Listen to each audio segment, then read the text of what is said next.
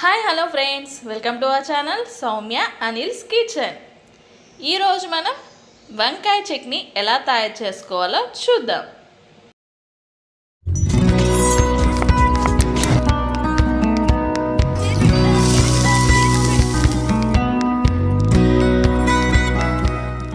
ముందుగా కావాల్సిన ఇంగ్రీడియంట్స్ ఏంటో చూద్దాం.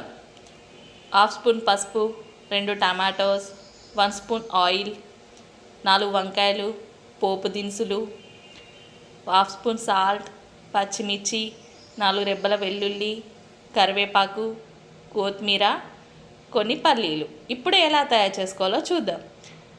వంకాయలు తీసుకొని వీటిని 2 పీసెస్ లాగా కట్ చేసుకోవాలి. అన్నిటినీ ఇలా కట్ చేసుకోవాలి. ముందుది కూడా కాడ కట్ చేసుకోవాలి. ఇలా చేసుకోవాలి. ఇప్పుడు 2 టమాటాస్ని తీసుకొని 2 పీసెస్ లాగా చేసుకుందాం. ఇప్పుడు స్టవ్ పై కడాయి పెట్టి పల్లీలని యాడ్ చేసుకుందాం. అలానే చిల్లీస్ని కూడా యాడ్ చేసుకుందాం.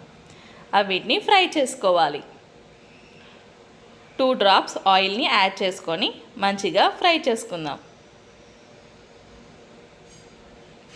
ఇవి మంచిగా ఫ్రై అయితేనే చట్నీ టేస్టీగా ఉంటుంది. ఇప్పుడు సపరేట్ బౌల్లోకి తీసుకుందాం. ఇప్పుడు అదే కడాయిలో వంకాయల్ని యాడ్ చేసుకుందాం. కొంచెం ఆయిల్ని యాడ్ చేసుకొని మొత్తం మంచిగా ఫ్రై చేసుకోవాలి. ఇప్పుడు టమాటాస్ కూడా యాడ్ చేసుకుందాం. అవి మంచిగా మగ్గాలి. ఎప్పుడు వంకాయ కర్రీయే, టమాటా వంకాయ ఇలా కాకుండా ఒకసారి వంకాయ చట్నీ చేసి చూడండి. చాలా టేస్టీగా ఉంటుంది. మీ పిల్లలు కూడా ఇష్టంగా తింటారు.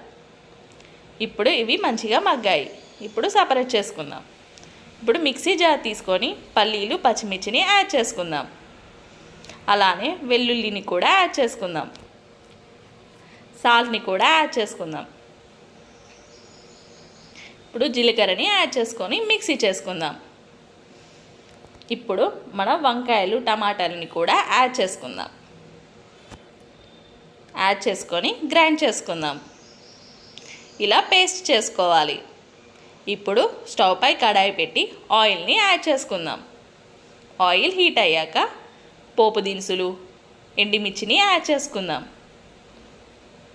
ఇవన్నీ మంచిగా ఫ్రై చేసుకోవాలి. ఇప్పుడు కరివేపాకును యాడ్ చేసుకుందాం.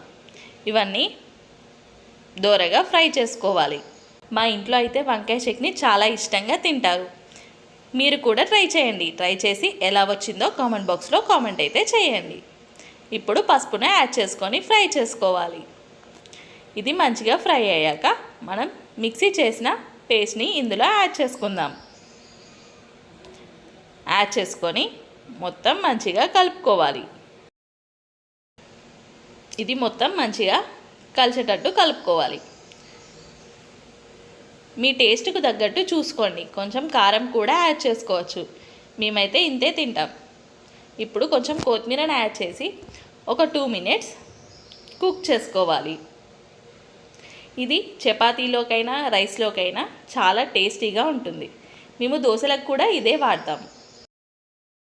దోశ, ఇడ్లీ ఎలాంటి టిఫిన్స్కైనా ఈ చట్నీ పర్ఫెక్ట్గా సెట్ అవుతుంది. మీరు కూడా ఇలా చేసుకోండి. ఇలానే కలుపుతూ ఉండాలి. అలానే ఉంచితే మాడిపోతుంది.